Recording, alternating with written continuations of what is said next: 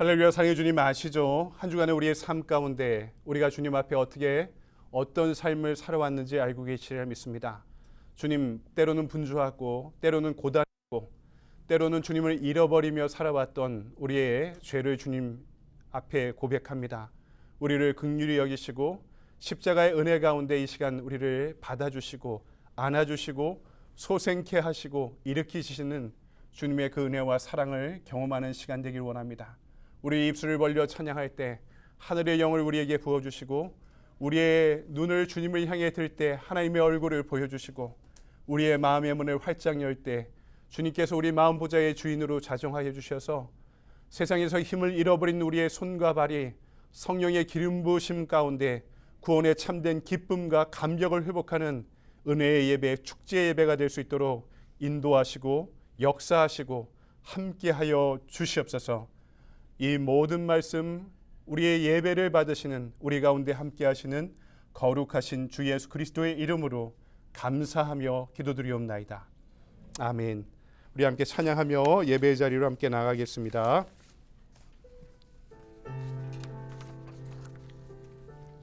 주여 인도하소서.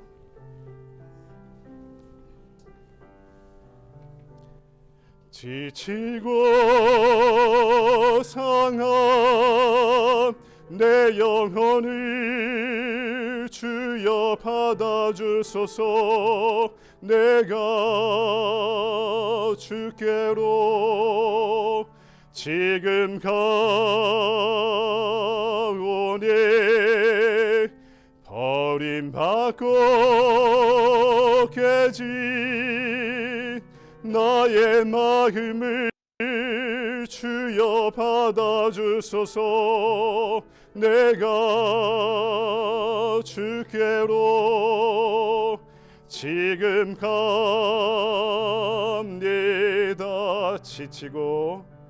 지치고 상한 내 영혼을 주여 받아주소서. 내가 주께로 지금 가오니 버림받고 깨진 나의 마음을 주여 받아주소서. 내가 주께로 지금 갑니다.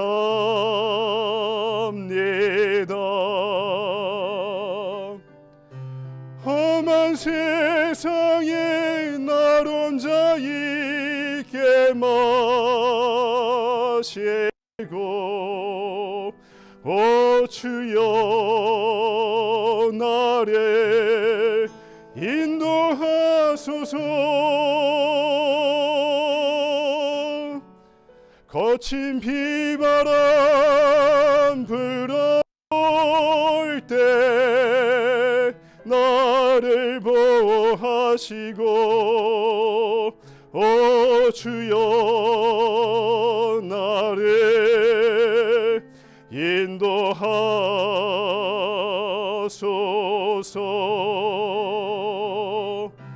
험한 세상에 날 혼자 있게 마시고 오 주여 나를 인도하소서. 거친 비바람 불어올 때 나를 보호하시고 오 주여 나를 인도하소서.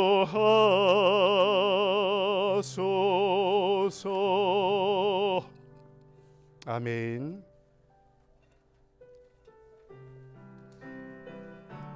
마지막 날에 함께 찬양하겠습니다. 마지막 날에 내가 나의 영으로 모든 백성에게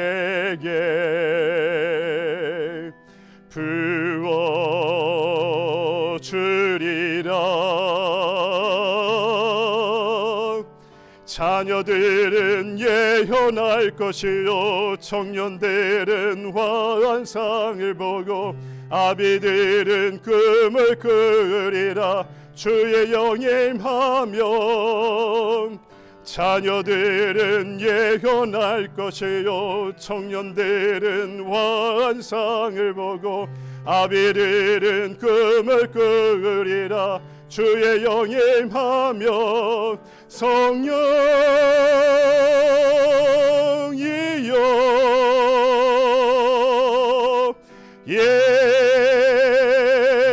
임하소서. 성령이여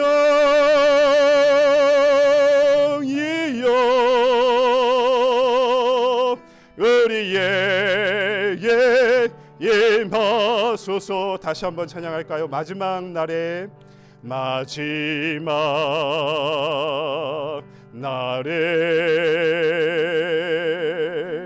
내가 나의 영으로 모든 백성에게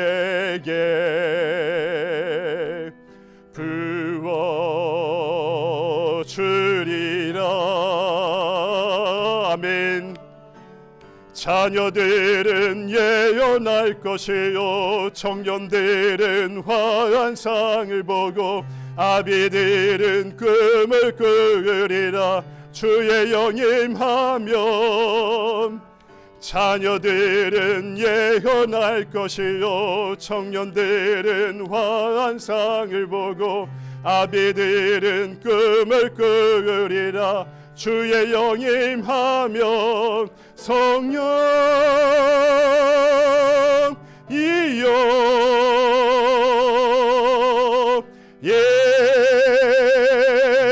임하소서. 성령이여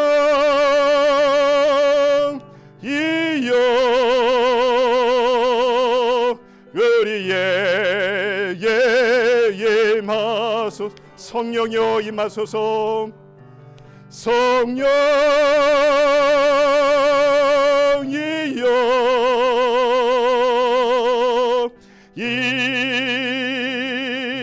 임하소서. 성령이여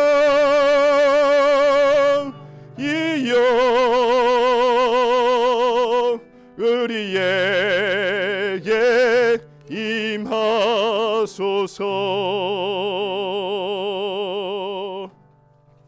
아멘. 다시 자리에서 일어나셔서 사도신경으로 함께 신앙 고백하십니다. 전능하사 천지를 만드신 하나님 아버지를 내가 믿사오며 그 외아들 우리 주 예수 그리스도를 믿사오니 이는 성령으로 잉태하사 동정녀 마리아에게 나시고 본디오 빌라도에게 고난을 받으사 십자가에 못 박혀 죽으시고 장사한 지 사흘 만에 죽은 자 가운데서 다시 살아나시며 하늘에 오르사 전능하신 하나님 우편에 앉아 계시다가 저리로서 산자와 죽은 자를 심판하러 오시리라. 성령을 믿사오며 거룩한 공예와 성도가 서로 교통하는 것과 죄를 사하여 주시는 것과 몸이 다시 사는 것과 영원히 사는 것을 믿사옵나이다. 아멘. 만복의 근원 하나님 온 백성 찬송 드리고 저 천사여 찬송하세. 찬송 성부 성자 성령 아멘.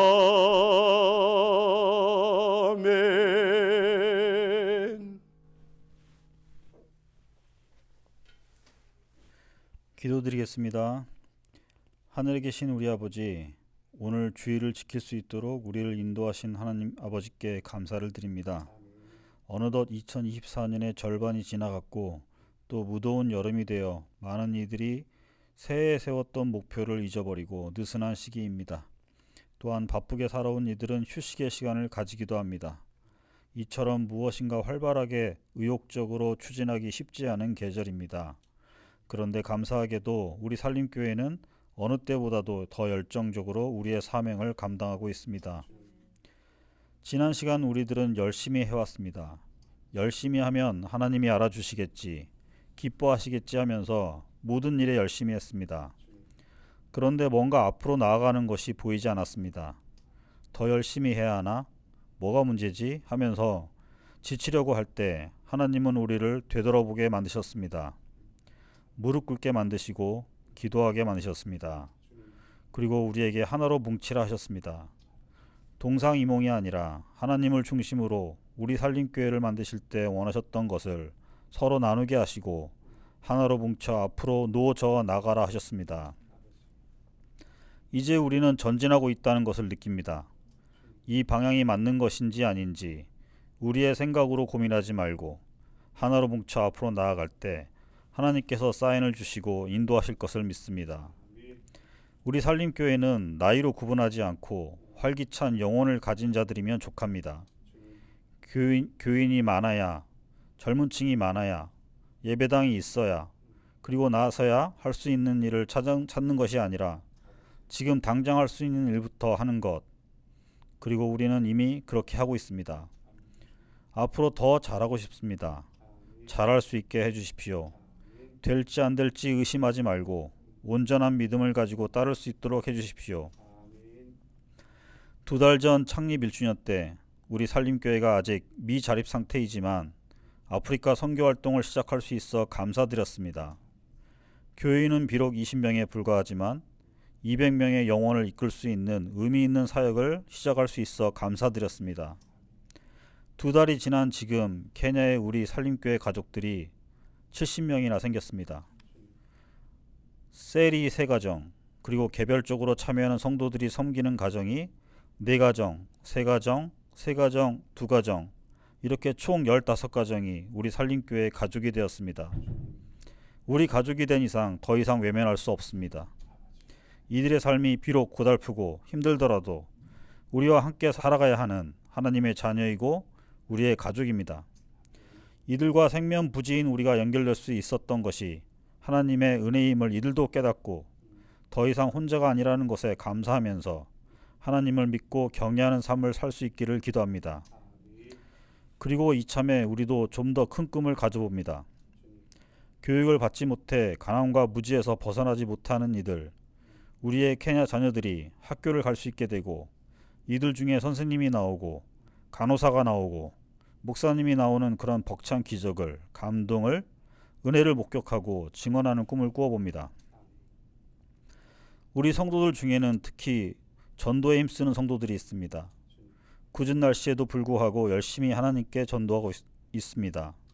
주중 오전이라서 모든 성도가 다 참여하지 못하지만 우리가 같이 기도하고 응원하고 도와주면서 우리 주변에 하나님을 모르는, 그래서 멀리하는 또는 상처받은 영혼을 위로하는 귀한 사명을 잘 감당할 수 있도록 격려해 주시고 힘 주시고 건강도 허락해 주십시오.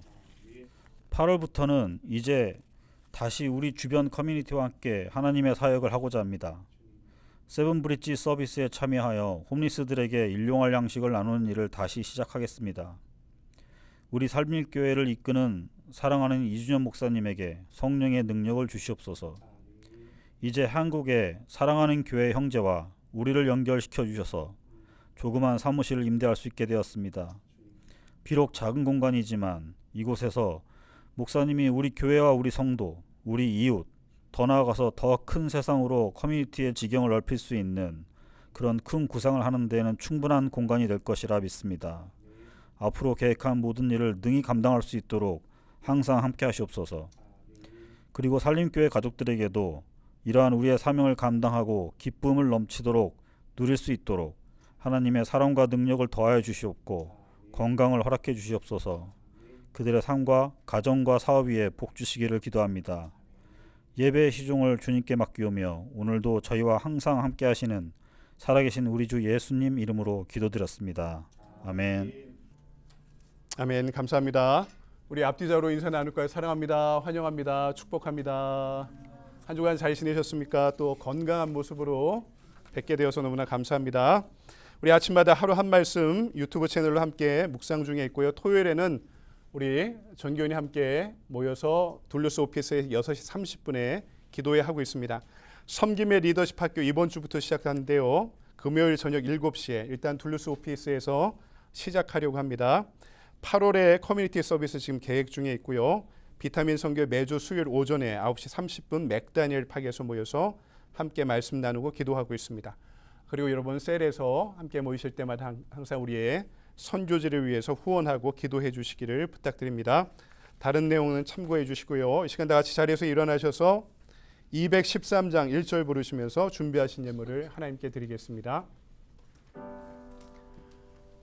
나의 생명 드리니 주여 받아 주셔서 세상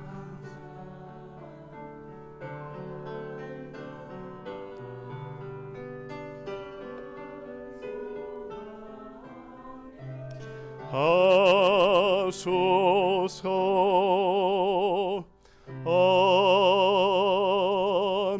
아멘. 사랑해 주님 은혜를 감사합니다. 한 주간의 삶 가운데 우리를 보호하시고 지키시고 인도하신 주님을 찬양합니다. 그 동행하심의 은혜에 감사하며 예물 드리오니 이 예물에 담긴 주님을 향한 사랑과 믿음의 고백을 그리고 지고지순한 우리의 가치와 마음을 함께 흠양하여 주셔서 이 모든 것들이 사용되는 곳에서 하나님의 공의와 사랑의 나라가 확정되게 주님 축복하시고 예물 드리는 우리를 인도하시고 더불어 축복하실 때 우리의 믿음이 자라고 자라 우리의 몸도 하나님이 기뻐 바르시는 거룩한 산제물로 드릴 수 있도록 주여 인도하여 주시옵소서. 그리하여 깨어 우리가 살아가는 모든 시간 주님과 동행하는 예배의 시간 되게 하시고 두렵더라도 주님의 손을 굳게 붙잡고 세상을 향해 한 걸음 한 걸음 나아갈 때 우리의 손을 굳게 붙잡고 동행하시는 주님께서 우리의 가정을 우리의 일터를 그리고 우리의 신앙의 공동체를 그리고 이 세상을 주님 친히 다스리시는 주님의 나라가 될 수 있도록 인도하시고 역사하여 주시옵소서. 이 예배에 나온 사랑하는 자녀들 그리고 함께 나오지 못했지만 먼 곳에서 우리와 마음을 합하여 함께하는 우리의 믿음의 가정을 주님 기억하실 때 하나님 우리의 믿음이 주님 앞에 흔들릴 때마다 굳건한 믿음의 반석에 날마다 세우셔서 우리의 삶의 뿌리를 하나님의 말씀에 날마다 뿌리내리게 하여 주시었고 하나님 그리하여 우리의 삶이 좌로나 우로나 치우치지 않도록 인도하시고 역사하여 주시옵소서. 육신의 질고와 질병 가운데 고통받고 방황하고 있는 주님 가정이 우리의 성도들이 있지 않습니까? 하나님이 거룩한 예배의 시간에 하나님의 임재 가운데 함께 하실 때 권능의 오른팔로 안위하시고 생명싸기로 싸주시고 치유의 강선 더하여 주실 때 그 안에 나쁜 것들은 없어지게 하시고 주님 에스겔 골짜기의 마른 뼈도 살리셨던 것처럼 그 뼈를 강하게 하시고 그 힘줄을 즐기게 하시고 맑은 피가 흐르게 하시고 근육을 강건케 하시고 피부를 깨끗게 하여 주셔서 날마다 회복될 뿐만 아니라 강건해져요. 주님 걷고 뛰고 찬양할 수 있는 예배자가 될 수 있도록 주여 치유의 은혜를 더하여 주시옵소서. 오늘 이 예배를 통해 우리의 예물과 우리의 예배를 받으시는 주님께 감사드리오며 거룩하신 주 예수 그리스도의 이름으로 기도드리옵나이다. 아멘.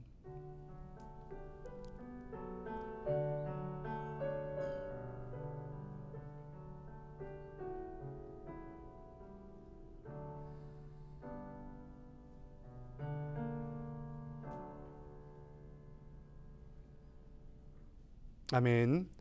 우리 서신체로 오늘 우리에게 주신 하나님의 말씀을 함께 찾아볼까요? 사도행전 2장의 말씀입니다.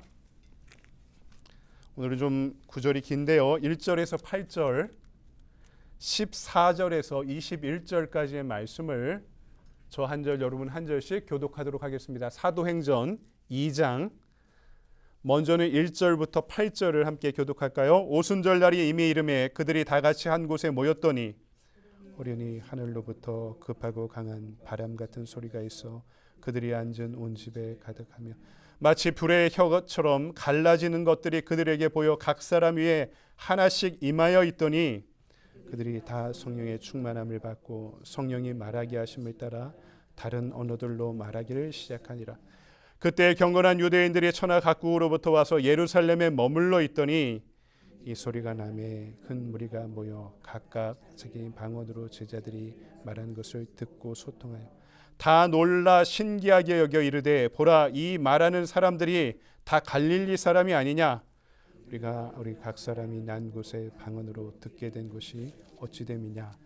우리 14절부터 또 21절까지의 말씀 또 함께 교독합니다. 베드로가 열한 사도와 함께 서서 소리를 높여 이르되 유대인들과 예루살렘에 사는 모든 사람들아 이 일을 너희로 알게 할 것이니 내 말에 귀를 기울이라.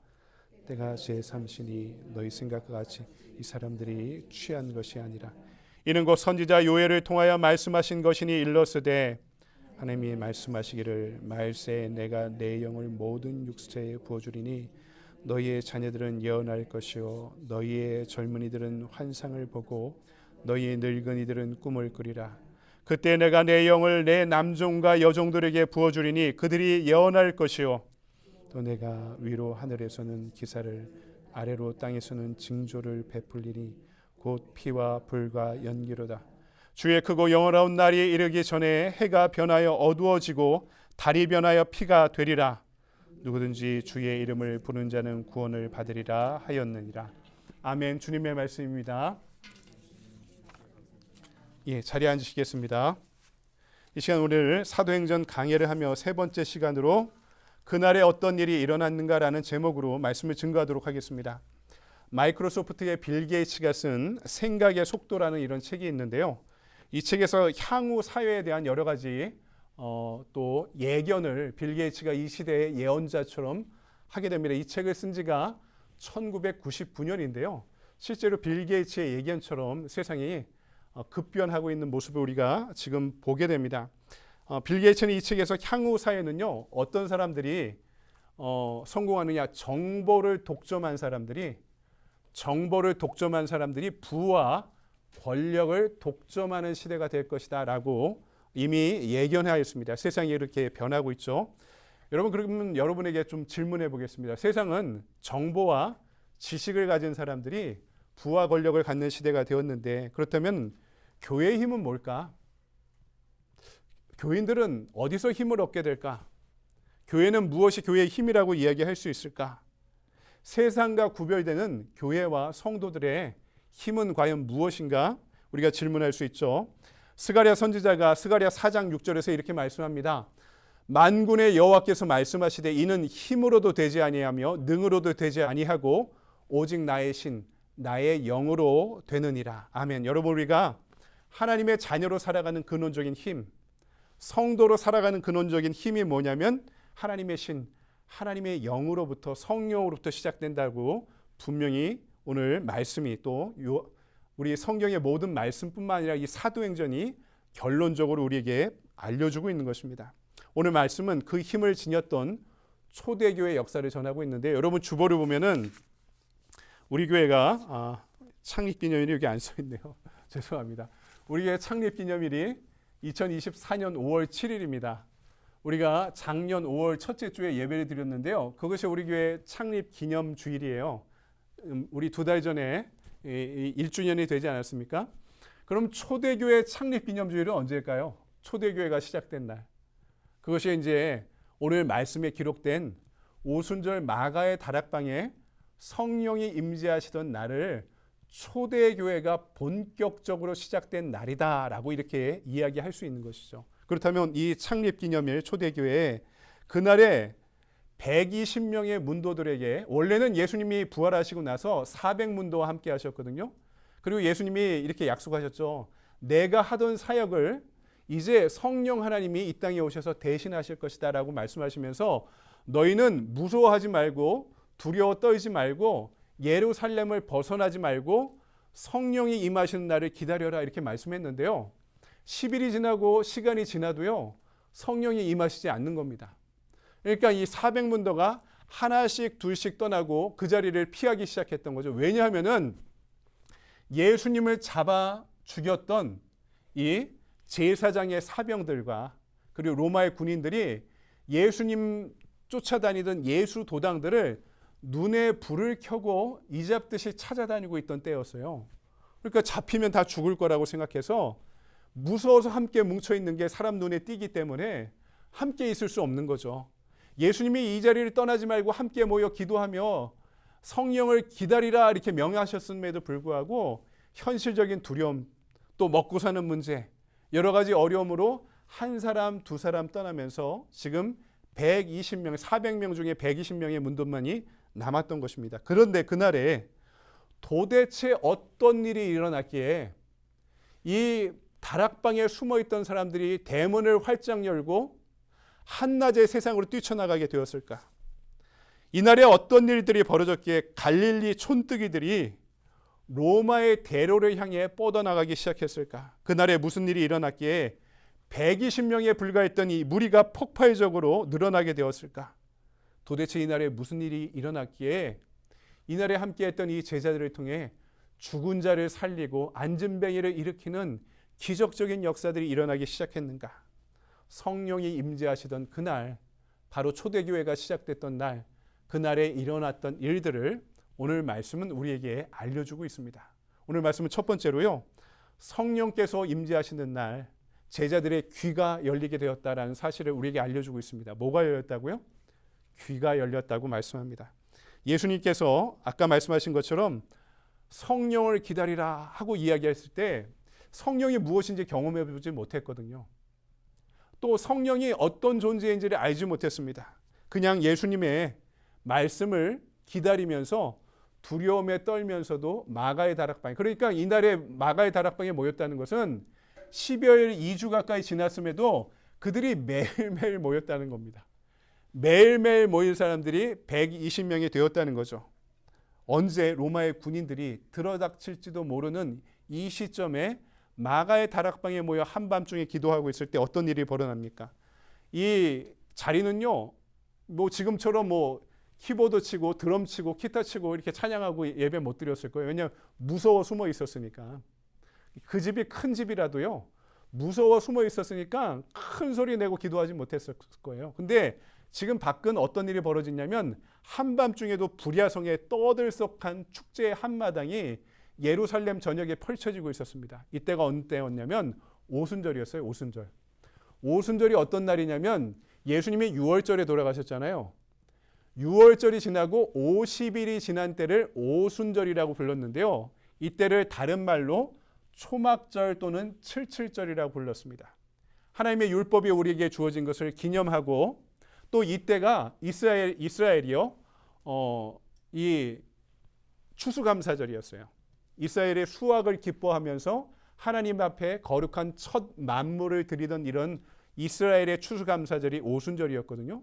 그러니까 이 오순절 때는요, 이 전역에서 떨어져 있던 사람들이 예루살렘으로 모여 성전에서 제사를 드립니다. 심지어 이스라엘 전역에 있던 사람들뿐만 아니라 타국에 있던 디아스포라 유대인들, 그냥 아랍어를 쓰던가 헬라어를 쓰던 그 유대인 출신의 후예들도, 아니면 이방인들로서 유대교를 믿고 있던 사람들도, 지금 뭐 무슨 메카에 사람들이 사우디아라비아 이렇게 모이듯이 이스라엘 사람들도 이 오순절에는요, 이스라엘 성전으로 모이면서 한 몇 주 동안의 부랴성의 축제들이 벌어지는 때였어요. 밖에서는 축제가 벌어지고 있는 때 이들은 다락방에서 숨죽여, 목숨을 잃을지 몰라서 숨죽여 성령을 기다리며 기도하고 있던 때였습니다. 근데 그때 갑자기 다락방에 시원한 바람 소리가 들리기 시작합니다. 그리고 이 기운이 곧이어 집안 전체를 가득 차 흔들기 시작합니다. 이들이 경험해보지 못한 어떤 현상을 경험하기 시작했던 것입니다. 그러면서 성령께서 우리에게 임재하고 계시는구나 하는 것을 그들이 뚜렷이 느끼기 시작합니다. 여러분, 급하고 강한 바람 같은 소리라고 이야기하죠. 소리가 들렸다. 근데 어떤 소리라고요? 바람 같은 소리. 이 바람이란 단어를 히브리어로 루하흐라고 하는데요. 이 말의 다른 뜻은요, 영입니다. 영. 그래서 구약과 신약은 하나님의 영과 바람을 항상 비유해서 한 단어로 설명했습니다. 여러분, 하나님이 인간을 창조하실 때 흙으로 지으시고 그 코에 뭘 불어 넣으셨다고 그랬죠? 루아흐, 하나님의 영, 하나님의 바람을 불어 넣을 때 그 진흙이 뭐가 됐다고요? 생영이 되었다. 살아있는 영이. 뭐가 주어질 때요? 성령이 들어갈 때. 그러니까 우리가 살아도 사는 게 아니라 언제 살아있는 영혼이 된다고요? 성령이 우리 안에 내주하실 때. 우리가 성령과 함께 살아갈 때 생령이 된다고 말씀하는 거죠. 에스겔 골짜기에 에스겔 37장을 보면 골짜기에 죽어있던 많은 이 뼈들이, 마른 뼈들이 하나님이 명하셔서 선지자의 선포와 함께 붙어가기 시작합니다. 그리고 사람이 돼요. 이것도 창세기의 말씀처럼 바로 살아나지 않습니다. 그 가운데 하나님의 급한 바람이 불어들어가 하나님의 생기가 그들 안에 들어갈 때 그들이 어떻게 됐다고요? 죽어있던 자들이 부활하여 하나님의 군사가 되었다라고 말씀합니다. 여러분, 성령의 역사를 이해하지 못하는 니고데모에게 예수님께서 요한복음 3장 9절에 이렇게 말씀하십니다. 바람이 임의로 불매 내가 그 소리를 들어도 어디서 오며 어디로 가는지 알지 못하나니 성령으로 난 사람은 다 이러하니라. 바람이요, 어떻게 부나요?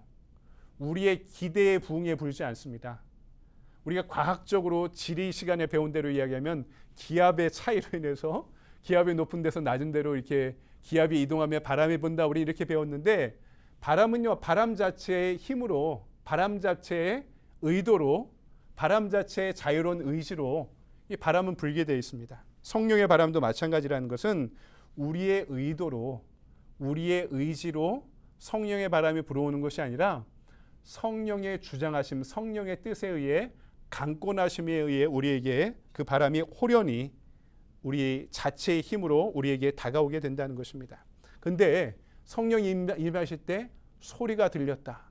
그들의 귀가 열리기 시작합니다. 빌립이 사도행전 7장 51절에서 이렇게 말씀합니다. 성령의 역사를 깨달으려면 할례를 받아야 되는데 마음과 귀의 할례를 받아야 된다. 빌립이 이렇게 설명합니다. 성령의 역사를 깨달으려면 어떻게 해요? 마음의 할례를 받고 귀의 할례를 받아야 된다. 여러분, 한번 무슨 말인지 말씀인지 생각해 보시기 바랍니다. 여러분, 자유로운 성령의 바람은요, 성도들의 영의 귀를 열어줍니다. 그래서 지금이 바로 부흥의 때구나, 하나님께서 일하시는 때이구나 하는 것을 알려주십니다. 교회 역사를 살펴보면요, 18세기 이후 영미권을 중심으로 이 부흥의 때와 관련한 논쟁이 지금까지 벌어지고 있어요. 영미권을 중심으로. 이 오순절에 임하셨던 성령의 역사가 지금도 일어날 수 있을까? 여러분, 어떻게 생각합니까? 이 오순절에 일어났던 역사가 지금도 지속되고 있는가? 이 부분에 대한 논쟁이 이 영미권을 중심으로 지금까지 18세기부터 2세기 이상 벌어지고 있는데요. 교회 신학계에 크게 세 가지 입장이 있습니다.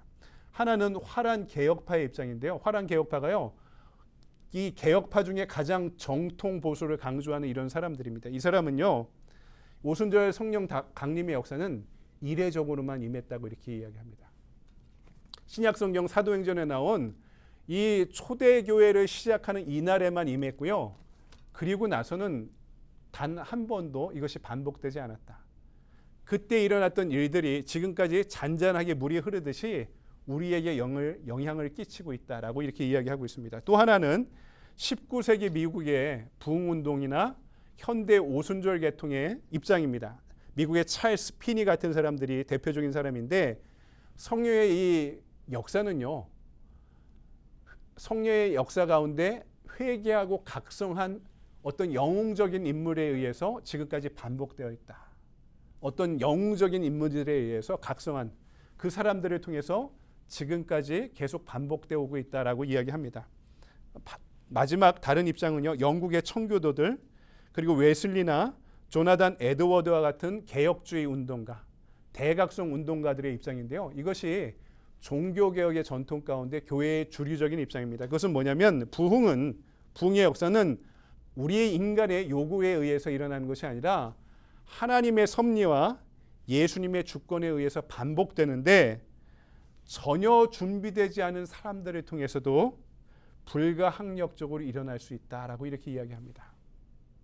그러니까 인간이 어떤 조건들을 형성해 갈 때 어떤 영웅적인 인물에 의해서 성령 부흥의 운동이 일어나는 게 아니라 성령께서 원하시는 때 원하시는 사람들을 통해서, 하지만 그것을 간절히 사모하는 사람들을 통해서 일어나게 된다라고 이야기해요. 실제로요, 초대교회 이후 교회사를 공부하면은요, 100년 단위, 200년 단위로요, 이런 영적 대각성 운동이 지금까지 반복되어 왔습니다. 가장 최근의 일들이 20세기 초인데요. 제가 그렇게만 알고 있었는데 선교사님들 얘기 들어보면 달라요. 선교사님들 얘기 들어보면요, 지금도 남미에서 그리고 아프리카에서 어마어마한 부흥의 역사들이, 성령의 역사들이 일어나고 있는 것을 목도하고 있다고 합니다. 수많은 영적 전쟁들이 벌어지고요. 실제로 죽은 사람들이 살아나고 안진뱅이가 일어나는 역사들이 지금도 일어나고 있고요. 우리가 지금은 너무 이 세속화된 사회에서 인터넷이 발달되는 데서 그런 것만 확인되는 것만 우리 확인하고 인정하려고 하는 분위기 가운데 신앙생활을 하고 있는데요. 지금도 수많은 남미와 아프리카 제3세계에서 성령의 강력한 부흥의 역사들이 일어나고 있다는 보고들이 선교사님들을 통해서 우리 교회에 들리고 있다는 것입니다. 바람이 불면 소리가 들리죠. 성령이 임할 때 하나님의 말씀을 듣는, 하나님의 역사를 듣는 귀가 먼저 열리게 되었다라고 말씀하고 있습니다. 온도를 한 2도 정도 좀 높여주시겠습니까? 추워하시는 분들이 많은 것 같은데, 여러분, 바울도요 이렇게 말씀해요. 그러므로 믿음은 들음에서 나고 들음은 그리스도의 말씀으로 말미암았느니라. 로마서에서 분명히 여러분이 알고 있는 말씀을 전합니다. 여러분, 성령의 역사 가운데 저와 여러분의 영의 귀가 열리게 되길 바랍니다. 그럴 때 말씀의 의미가 무엇인지 우리에게 깨우쳐 주시고 우리에게 필요한 말씀이 무엇인지를 우리에게 분명히 전해 주실 겁니다. 루터도요 분명히 이렇게 이야기했어요. 오직 성령의 역사는 말씀을 통해서 우리에게 다가온다. 그러니까 말씀이란 이 큰 관을 통해서 성령이 콸콸콸콸 우리에게 쏟아져 들어온다는 거죠. 어떤 교회, 어떤 사람에게는 아주 작은 관이 있고 어떤 교회, 어떤 사람의 아주 큰 관이 주어져서 콸콸콸콸 그 말씀의 관을 통해, 통로를 통해 성령이 우리에게 역사한다고 분명히 이야기합니다. 성령의 바람은요, 때로는 소근소근 우리가 자세히 들으면 알 수 없는, 자세히 듣지 않으면 알 수 없는 소리로 우리에게 들릴 때가 있고요. 때로는 천둥과 같은 소리로 우리에게 임할 때가 있습니다. 여러분, 성령이 역사하실 때 그 말씀을 이해할 수 있는, 깨우칠 수 있는 영의 귀가 우리에게도 열리게 되길 소망합니다. 두 번째, 오늘 말씀은 오순절에 성령께서 임재하실 때 그들의 눈이 열리기 시작했다. 우리에게 분명히 알려줍니다. 성령이 역사하실 때 급하고 강한 바람 같은 소리뿐만 아니라 오늘 말씀 보니까 불의 혀같이 갈라지는 모습으로 그들 모두에게 보이셨다. 불의 혀같이 갈라지는 모습이라면 실제로 그 모습이 그들의 눈에 보였다는 거예요. 어떤 무시무시한 현상이 그들에게 보였다는 것이 그들의 눈에 보이기 시작했다는 겁니다. 여러분, 불의 속성이 뭡니까? 태우고 번져나가는 거죠. 거기에 바람까지 불어보십시오. 걷잡을 수 없이 확 번지게 됩니다. 여러분, 산불을 보신 적이 있습니까? 뭐 가끔 이 서부에서 몇 년에 한 번씩 이 산불이 일어나면 이 인터넷이나 신문 지상으로 이렇게 보게 되면 어마어마한 산불이 벌어지는데 차들이 고속도로를 달리고 있는 모습들이 가끔 이 기사로 뜨는 모습을 봅니다. 저는요, 양양에서 목회할 때요, 자연재해를 2번이나 경험했습니다. 2002년에 역대 기상관측 이후 한국에서 최대의 강수량으로 피해를 줬던 태풍 루사를 만난 날이요, 저희 집이 교회와 사택이 언덕 위에 있었는데요, 저희 교회와 사택을 제외하고 마을 전체가 물에 다 잠긴 것을 본 적이 있었습니다. 홍수가 얼마나 무시무시한지를 그때 경험하게 되었습니다. 그리고 3년이 지나서 2005년에 봄에 양양 산불이 났는데요. 이 영동 지역은 건조해서요, 산불이 자주 나는데 봄에 자주 납니다. 봄에 이 영동, 이 강원도 동해안 지역은요, 이 기압의 영향으로 바람이 어마어마하게 불러요. 3월에서 5월까지. 근데 이 건조할 때 바람이 불면 어떻게 됩니까? 그래도 이 양양 산불도요, 어떤 사람이 운전하다가 담배를 피우다가 그 논밭에다 담배를 이렇게 확 던져가지고 이 퍼진 것이 이 나중에 발견이 됐거든요. 거기가 발화점이 됐어요. 근데요, 4차선 도로를요, 불의 혀가 넘어가는 걸 봤습니다. 어마어마하게 이 공포의 사람들이 빠지는 모습들을 봤는데요. 바로 마을 몇백 미터 앞에까지 불이 오는 모습들을 보기도 했습니다. 그런데 이게 왜 산불이 확 퍼지냐면요. 영동 지방에는 소나무가 많거든요. 근데 솔방울들이 이걸 퍼뜨립니다. 산불을. 이 산불이 나면 이 상승 기류가 생겨서요. 이 바람이 이렇게 위로 올라가거든요. 뜨거우면 이렇게 올라가잖아요. 그럼 솔방울들이 타서요. 그 바람을 타고 하늘 위로 날아가 가지고 몇 마일 밖으로까지 날아서 떨어져요. 불 붙은 채. 솔방울이 수류탄처럼 생겼잖아요. 이렇게 수류탄이 몇 마일 밖으로 몇 킬로 밖으로 바람을 타고 날아가 가지고 터지는 것처럼 팍팍 떨어지니까 이 불을 잡기가 매우 어려운 거죠. 여러분 그것을 두 눈으로 볼 때 야, 이 얼마나 산불이 무시무시한가. 이 미생물까지 다 죽여가지고요. 이 산불이 난 지역의 토양에서 새싹이 나는데 몇 년이 지나 생기게 된다고 합니다. 여러분 그런 불이 지금 다락방에 붙었다. 우리가 여기 있는데 불이 붙었다라고 한번 상상해 보시기 바랍니다. 불의 혀같이 갈라지는 것이 저희에게 보여 각 사람 위에 임하였다. 불의 혀같이 갈라지는 모습이 그들 눈에도 보이게 되었다는 것입니다. 그러니까 어떤 현상이 벌어집니까? 그들이 방언하기 시작하죠. 근데 우리 방언은 꼭 받아야 되는 건 아닙니다. 방언을 받으면은요, 방언이 기도를 더 잘할 수 있게 해주는 큰 도움이 되는데요. 이 고린도전서에서 바울이 이야기했듯이 방언을 받아야지만 구원을 받았다는 그런 증거가 되는 건 아니고요. 하지만 방언을 사모하는 자에게 주시긴 하겠죠. 근데 오순절 성령의 강림의 역사 가운데 방언이 임했다는 역사는 단순히 은사가 주어졌다는 의미가 아니에요. 여러분 언어가 원래는 하나였죠. 근데 언어가 언제 흩어지게 됩니까? 바벨탑 사건 때문에. 창세기를 보면은 인간이 자기의 권위와 능력을 과시하기 위해서 이 바벨탑이라는 게 지구라트를 얘기해요. 지구라트. 이 밑변이 어마어마하게 피라미드보다 훨씬 커서 이 조금씩 이렇게 돌아가면서 올라가게 만드는 건축물을 이야기하는데요. 그 어마어마한 건축물을 만들었다는 겁니다. 하늘 꼭대기까지 올라가도록. 그러면서 하나님이 그것을 하늘 위에서 보시고 그것을 무너뜨리시면서 그 언어를 흩으시면서 인간을 흩으셨다, 문명을 흩으셨다 이야기하잖아요. 근데 오순절의 성령의 역사 가운데는 이 언어가 합해지고 있는 겁니다. 무슨 말이냐? 각기 다른 언어로 그리스도의 복음이 선포되기 시작합니다. 바벨탑 사건에 의해서는 인간이 분열되기 시작했는데요. 성령의 역사 가운데 각국의 언어를 통해서 복음이 전파되는 인간이 통합되는 역사들이 벌어지기 시작했다는 것이 성경이 알려주는 의미인 것이죠. 분열의 영이 아니라 선교의 영은 우리를 하나 되게 만든다는 것입니다. 그러면서 그들의 눈이 열리기 시작합니다. 어떻게 해요? 그들은 유대교만이 최고라고 생각했고요. 예루살렘만이 전부라고 생각했습니다. 그런데 각 나라의 언어로 복음을 선포한다는 얘기는 뭡니까? 그 나라가 그 복음을 선포해야 되는 선교지가 되어가기 시작했다는 거예요.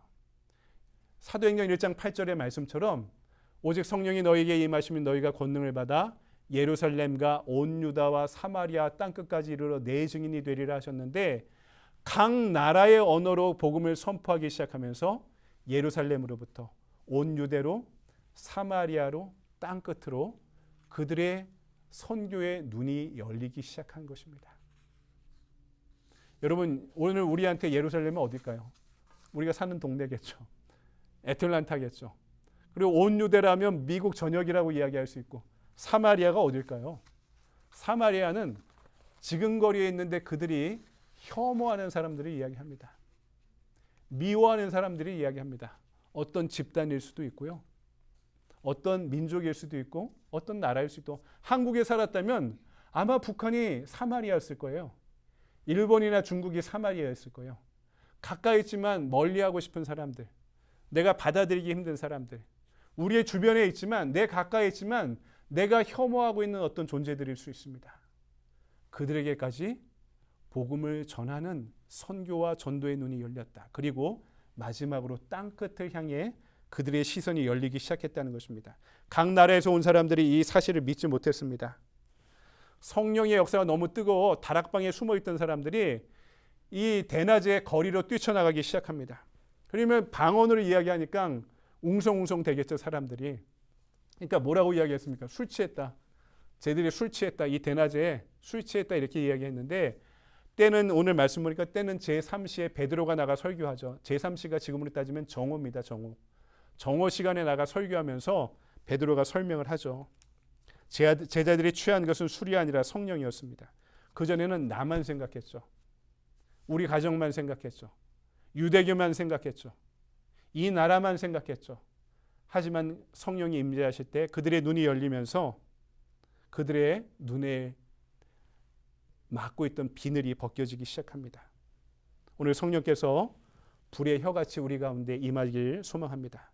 그동안 나 자신, 우리 가족, 우리 교회만 생각하던 내 눈이 예루살렘을 향해, 온 유대를 향해, 우리가 그렇게 싫어하는 누군가 사마리아를 향해, 그리고 전혀 관심 없던 땅끝을 향해 열려지게 되기를 소망합니다.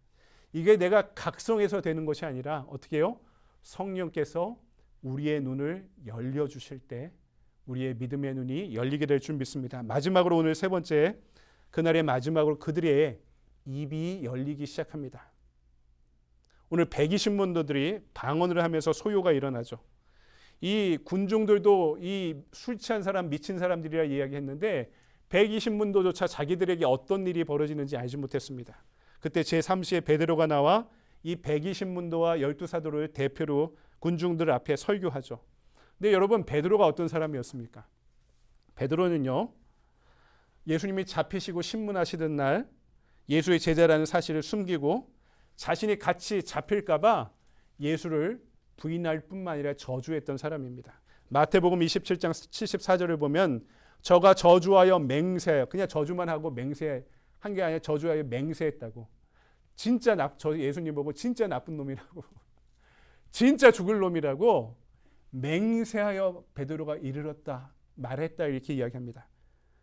내가 그 사람을 알지 못하느라 하니 곧 닭이 울려다라 이렇게 말씀하고 있습니다. 그냥 부인하면 믿어주지 않을 것 같아서 저주하고 맹세했다. 그랬던 베드로의 모습을 한번 상상해 보십시오. 그런데 그랬던 베드로가 오늘 말씀 보니까 성령 충만하여 여전히 죽음의 위협을 느끼는 상황은 현실은 변하지 않았는데 오히려 숨어있던 자리를 박차고 나가 한낮에, 밤도 아니에요, 대낮에 모든 사람들이 보는 그 회중 앞으로 당당하게 나아가 그리스도의 복음을 전파하기 시작합니다. 몸보다 마음이 앞서 항상 실수투성이었던 베드로가, 믿음이 적어 죽음 앞에 떨며 스승을 부인하고 저주하던 베드로가 마침내 성령이 임재하시는 날 당당히 제자로서, 사도로서의 그의 공생애를 시작하게 되었다라고 말씀하는 거죠. 불의 혀같이 갈라지는 성령이 연 것은 그들의 귀와 눈만이 아니라 그들의 입을 열어주신 것입니다. 불의 혀가 임할 때 베드로의 입이 열리며 불의 혀가 되어간 것입니다. 여러분 잘 들어보십시오. 내가 무엇을 하고 무엇에 대해 말하는 것이 나를 설명하는 겁니다. 잘 생각해 보세요. 내가 하고 있는 것, 내가 말하고 있는 것이 나에 대해서 설명하는, 그것이 바로 나임을 설명하는 것입니다. 내가 성령을 좇으며 성령에 대해 말하면 그것이 내가 성령의 사람이란 증거입니다. 성령의 임재하심 가운데 예수를 증언하는 삶을 살 때 내가 예수의 제자임을 증언하는 것입니다. 여러분, 성령께서 임재하시는 목적이 뭡니까? 오늘 21절에 보니까 누구든지 주의 이름을 부르는 자는 구원을 얻으리라는 사실을 증거하기 위해서입니다. 내가 예수 그리스도의 증인으로 살아가는 것을 돕기 위해 성령이 임하신다는 거예요. 그러니까 성령은, 사도행전이 말씀하는 성령은요, 어떤 신비의 은사, 막 뭐 방언을 하거나 뭘 보거나 뭐 천사의 말을 하거나 꿈을 꾸며 어떤 뭐 기적적인 것을 경험하거나 하는 것을 주기 위해 성령이 임하시는 게 아니라, 그는 성령이 임하시는 현상 중에 하나이지 성령이 임하시는 목적 자체는 증인으로 살아가는 것을 돕기 위해, 능력을 주기 위해 임하는 겁니다. 그러니까 내가 증인으로 살아가고자 할 때 나의 귀를 열어주시고 눈을 열어주시고 입을 열어주시는 역할을 하는 것이 성령의 역사고 성령의 능력이라고 말씀하는 거죠. 여러분, 그렇다면 그게 뭡니까? 내가 받은 은혜가 너무나 감사합니다. 내가 체험한 복음의 능력이 너무나 기쁩니다. 견딜 수 없습니다. 하고 나누고 선포하게 만드는, 증인으로 만드는 그 힘을 성령께서 우리에게 주신다고 말씀하는 거죠. 여러분, 시오노 나나미라는 일본의 아주 유명한 세계적인 작가가 있는데요. 이분은 일약 전 세계적인 작가로, 스타 작가로 알려주게 한 책이 로마인 이야기라는 책입니다. 근데 로마인 이야기의 책에 서문에 이런 이야기가 나옵니다. 로마가 융성할 때는 로마인이 원하는 것과 로마가 원하는 것이 같았으나 로마의 쇠퇴기에는 그렇지 못했다. 로마가 제국이 되는 초창기에는 로마 제국의 비전이 로마를 살아가고 있는 로마인들의 비전이었다는 거죠. 그런 나라를 만들고자 하는 꿈이 있었다는 겁니다. 그런 사회를 만들고자 하는 꿈이 있었는데 로마가 쇠퇴할 때는 로마 사람들의 개인적인 쾌락, 이기적인 성공, 그리고 귀족들의 안일함이 로마를 채워가기 시작했다는 것입니다. 오늘 이 이야기는 성도들과 교회에 던질 수 있는 도전과 질문이기도 합니다. 초대교회 때는요, 예수님이 원하시는 것과 교회가 원하는 것이 똑같았습니다. 하지만 교회 쇠퇴기에는 성도들이 원하는 것이 예수님이 원하시는 것과 달라지기 시작했다는 것입니다. 오늘 우리는 어떤가요? 오늘 우리 교회는, 저와 여러분은 어떻습니까? 내가 원하는 것과 예수님이 원하는 것이 일치하고 있는가? 내가 무엇이 되고자 하는 것, 어떤 인생을 살고자 하는 것이 예수님의 영광과 그분의 나라를 위하고 있는 것인가? 또는 내가 이 땅에 성공하고자 하는 것이 예수님의 뜻을 더 잘 쫓기 위해서인가? 오늘 우리 가정, 우리 교회, 우리 셀이 모여서 원하는 것은 무엇인가? 여러분, 그렇다면 오늘 우리의 교회가, 그리고 저와 여러분이 예수의 뜻대로 살아가기 위해 필요한 것은 뭡니까? 그것은요, 오늘 말씀이 이야기하는 것은 분명합니다. 내가 성령의 임재 가운데 살아가는 것입니다. 성령 충만한 삶을 살아가는 것입니다. 내가 성령에 지배당하고 성령의 의지가 나의 의지가 될 때 그것이 성령께서 나를 인도하시는 삶이라고 말할 수 있는 것이죠. 그럴 때 예수의 뜻을 따라 그분의 증인으로, 그분이 그렇게 선포하셨던 하나님의 나라를 이 땅에 이루고자 하는 사도의 직무를 위해 우리가 살아가게 되는 것이죠. 이를 위해 약속하신 것이 바로 성령입니다. 우리가 제자로, 증인으로 사도적인 직무와 사명을 감당하기에 필요해서 우리에게 주신 영이, 능력이 바로 성령이라는 것입니다. 오순절 다락방에 임하셨던 성령은 지금도 살아계시고 지금도 역사하십니다. 오순절에 역사하셨던 성령은 지금도 우리 가운데 살아계시고 역사하는 분입니다. 여러분, 우리가 기도하고 원해야 될 것은 성령께서 임하실 때 하나님의 음성에 귀를 기울일 수 있는 우리의 영의 귀가 열리는 것입니다. 나만을 생각하고 우리만을 생각하고 우리 집만을 생각하던 내가 성령이 임재하실 때 우리의 눈이 열려 예루살렘과 온 유대와 사마리아 땅끝까지 우리의 시선을 열어가는 것입니다. 예수의 제자임을 부끄럽게 여기던 저와 여러분의 입이 성령이 임하실 때 그리스도를 증거하는 입으로 세상을 향해 활짝 열리는 것입니다.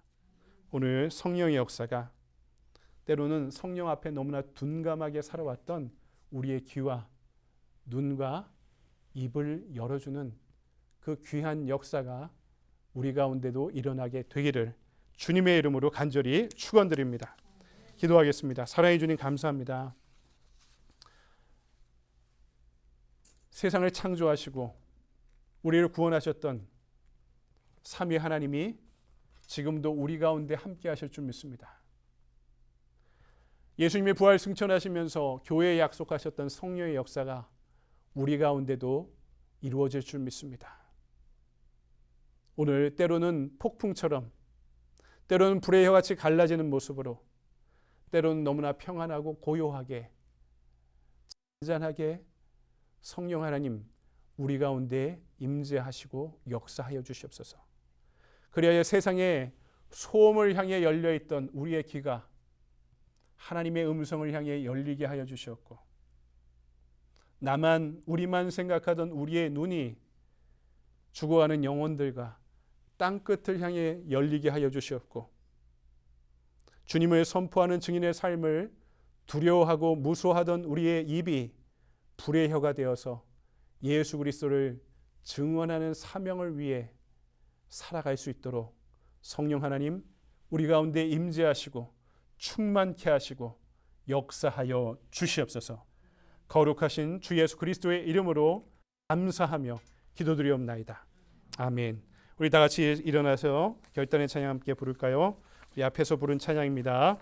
마지막 날에 우리 한 번만 부르고 축도로 예배를 마치도록 하겠습니다.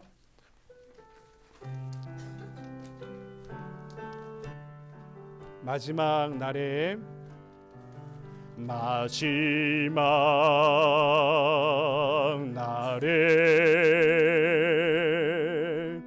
내가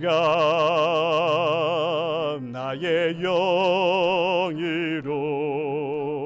모든 백성에게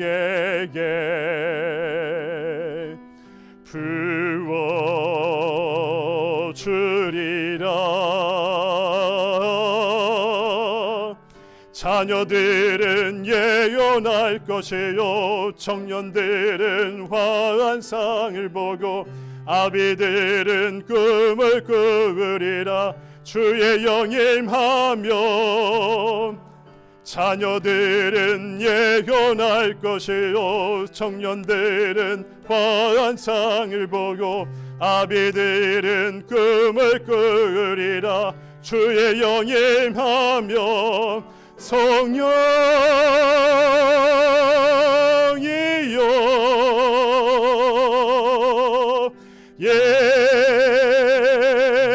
임하소서.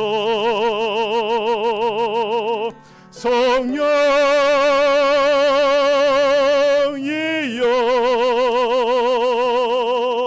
우리에게 임하소서.